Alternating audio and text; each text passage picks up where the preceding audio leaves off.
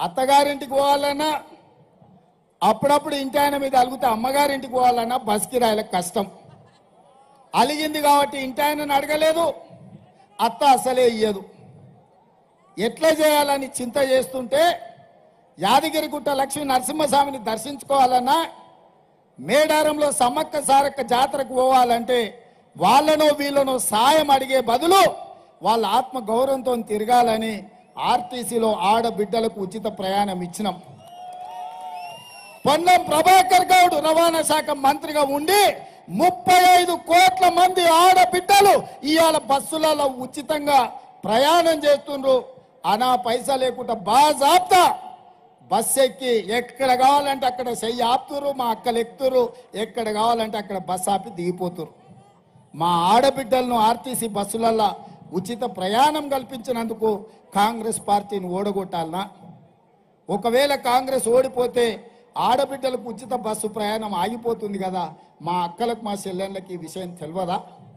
అదేవిధంగా పేదవాళ్ళు దవాఖానకు పోతే బిల్లులు కట్టలేక ఉన్న పొలం అమ్మినా, ఆలి మీద ఉన్న తాళి అమ్మిన సరిపోని పరిస్థితిలో చంద్రశేఖరరావు రాజీవ్ ఆరోగ్యశ్రీని దివాలా తీపిస్తే మళ్ళీ పేదల ఆరోగ్యం కాపాడడానికి ప్రతి పేదవాడికి రాజీవ్ ఆరోగ్యశ్రీలో 10 లక్షల రూపాయలు ఉచితంగా వైద్యానికి అందించి ఇవాళ పేదవాడి ఆరోగ్యాన్ని కాపాడినందుకు కేసీఆర్ అమ్మే సారాయి తాగి కిడ్నీలు లివర్లు పాడైపోతుంటే వాళ్ళందరినీ కాపాడడానికి మేము ప్రయత్నం చేసినందుకు కాంగ్రెస్ పార్టీని ఓడగొట్టాలనా అని నేను అడుగుతున్నా కేసీఆర్ను, సన్నాసి బీజేపీ బీఆర్ఎస్ వాళ్ళను.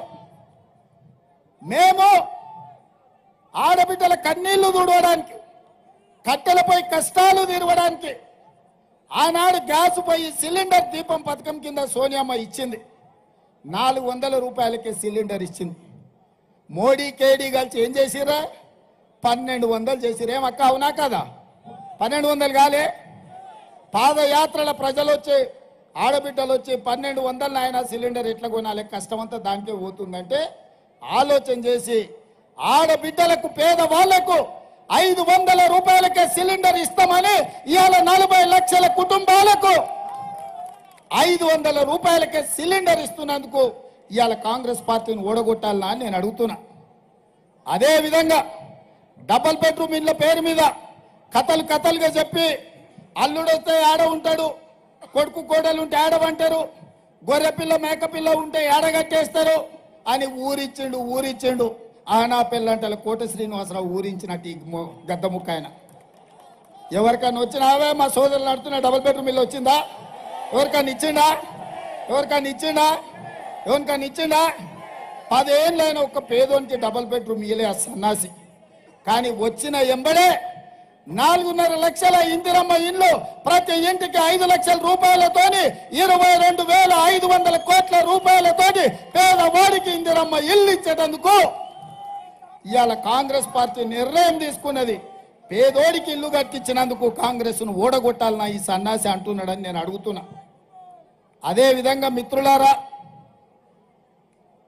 5 పథకాలు, ఆర్టీసీ బస్సు ఉచిత ప్రయాణం, రాజీవ్ ఆరోగ్యశ్రీ పథకం, 500 రూపాయలకే సిలిండర్, 200 యూనిట్లు ఉచితంగా పేదవాళ్లకు జీరో బిల్లు, ఇవాళ ఉచిత కరెంటు, ఇందిరమ్మ ఇండ్లు, 30,000 ఉద్యోగాలు, బీసీ జనాభా లెక్కలు, ఇన్ని పనులు 100 రోజుల్లో చేసినాం.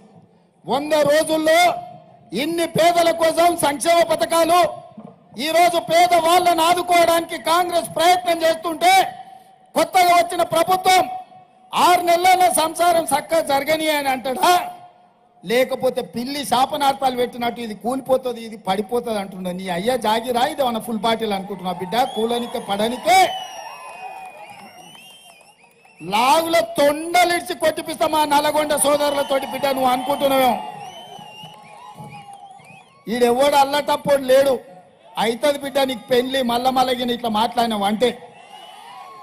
అందుకే ఇవాళ 10 ఏళ్ల నుంచి ఇక్కడ కేడీ ఉన్నాడు, అక్కడ మోడీ ఉన్నాడు. మోడీ మనకు ITIR కారిడార్ ఇవ్వలే. ఆనాడు సోనియమ్మ ఇస్తే రద్దు చేసిండు. మీ ఎయిమ్స్ హాస్పిటల్ 10 ఏళ్ల నుంచి ఇంకా గోడలక్కనే నిలబడ్డది. వెంకన్న ఎంపీ అయినాక కొట్లాడి నిధులు తెస్తే